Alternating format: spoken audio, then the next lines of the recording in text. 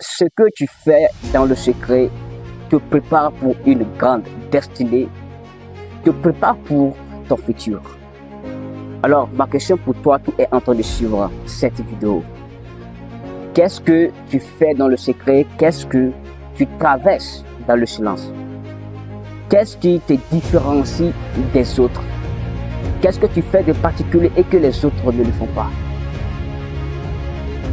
Quel est le domaine d'activité dans lequel tu t'es lancé et que tout le monde commence par te critiquer, tout le monde commence par t'abandonner? Ta famille, tes amis, tes potes, ta femme, ton mari, ta copine, ton copain. Quelles sont les difficultés? Quelles sont les circonstances que tu traverses à l'heure actuelle où tu es? Alors, je te laisse répondre à ces questions en commentaire. Et si c'est pour la première fois que tu tombes sur ma page, sur mes vidéos, sur mes contenus, alors n'hésite pas de liker la vidéo, de liker la page. N'oublie pas de partager la vidéo au maximum et n'oublie pas de t'abonner pour ne pas rater les prochaines vidéos. Alors, les gens vont se poser la question de savoir c'est quoi le secret.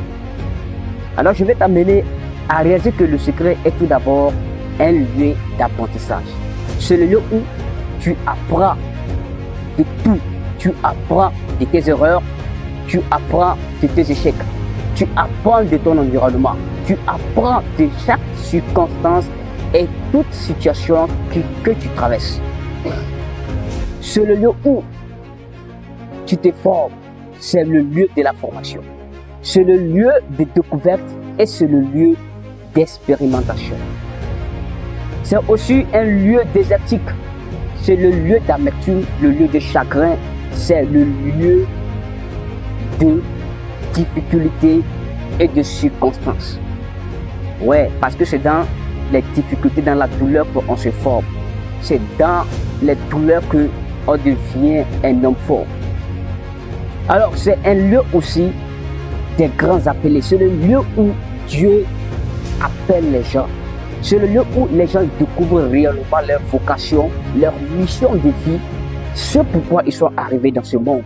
Parce que vous ne pouvez pas venir dans ce monde dire que vous êtes venu inutilement. Non, vous avez une tâche, vous avez une mission que vous devez accomplir avant de partir dans ce monde.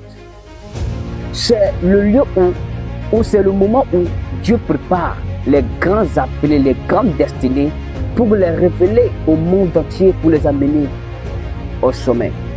Alors, laisse-moi te donner des exemples, bibliques ou non bibliques, et que tu pourras mieux comprendre ce que je suis en train de dire. Alors, prenons le cas de Joseph en Égypte pour les chrétiens. Joseph s'est retrouvé en Égypte, dans la maison de Potiphar, étant un esclave. Accusé par la femme de Potiphar, il se retrouve en prison. Et de la prison, il devient le premier ministre de l'Égypte. Alors, qu'est-ce que vous avez compris? Pendant ce moment de silence, qu'est-ce qui se passait? Qu'est-ce que Joseph était en train de faire? Alors nous allons prendre le cas de Saül. Saül qui devient le premier chef, le premier roi du peuple d'Israël. Quelqu'un qui va à la recherche des troupeaux de son papa et de là il devient roi. Qu'est-ce que vous avez compris? Alors prenez le cas aussi de David. David aussi, qui devient roi. Personne ne croyait que David devait être le roi d'Israël. Bien avant que David ne soit le roi d'Israël, alors il a appris d'abord à diriger les troupeaux de son père. C'est de là qu'il s'est formé. C'est de là qu'il a trouvé l'inspiration. C'est de là qu'il a trouvé sa vocation, sa force. Alors qu'en est-il de toi? Et nous venons sur le maître Jésus lui-même.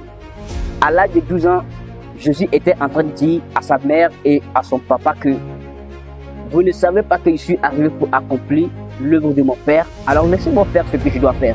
Après cela, nous n'avons plus entendu parler de Jésus.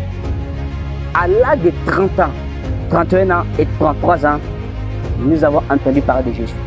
Alors, qu'est-ce qu'il faisait? L'intervalle de 12 ans et de 30 ans. Il a pris 3 ans, il a accompli tout ce qu'il devait faire. Alors vous devez apprendre cela. Alors vous allez dire que non, ça c'est biblique. Alors je m'en vais vous parler des personnes que nous connaissons au quotidien. Par exemple, nous prenons le cas de Karomo Sangaré. Ce jeune homme m'inspire beaucoup. Quelqu'un qui a quitté de nulle part, il est arrivé à quelque part. Quelqu'un qui a quitté du point zéro et qu'il est arrivé au point héros. Et il continue d'impacter. Prenons le cas de Aisho Speed, qui est en train de faire le tour de l'Afrique. Cet afro-américain qui a été chassé par sa maman. Mais cette personne-là, pendant le moment qu'on ne le connaisse pas, qu'est-ce qu'il faisait? Au début, nous entendons parler de lui, n'est-ce pas? Prenons le cas de Amadou Seck, depuis le Sénégal. C'est des jeunes qui sont en train d'impacter l'Afrique et le monde entier aujourd'hui. Si on connaît ces personnes, c'est parce que les personnes ont impacté dans le temps et ils continuent pas à impacter toujours. Alors, ces personnes que je viens de citer ont connu tout ce que je viens de dire précédemment à haut. Mais ces personnes n'ont pas abandonné quand c'était dur. Ils n'ont pas abandonné quand tout allait mal. Ces personnes n'ont pas remis la cause sur quelqu'un. Ils n'ont pas dit que quelqu'un était à l'origine de ce qui les arrivait. Ils ont pourtant persévéré, ils ont continué. Ces personnes-là étaient constantes. Ces personnes-là étaient déterminées. Ces personnes étaient résilientes. Ils ont persévéré. Ils ont compris que cela faisait partie de leur destin. Cela faisait partie du plan de Dieu. Alors je vais vous amener à comprendre que c'est dans le secret que Dieu prépare les gens. C'est dans le secret que naissent les grandes entreprises. C'est dans le secret que naissent les grandes personnalités. C'est dans le secret que naissent les grands coachs, les grands formateurs. Toutes ces personnes qu'on voit aujourd'hui, ces personnes-là ont quitté de quelque part, ils ont traversé quelque chose et ils sont arrivés où ils sont aujourd'hui. Alors ne vous concentrez pas sur les résultats des gens. Qu'est-ce que tu es en train de traverser? Alors n'abandonne pas parce que c'est dur. Bosse, travaille dur. Laisse ton succès, laisse les résultats parler à ta place.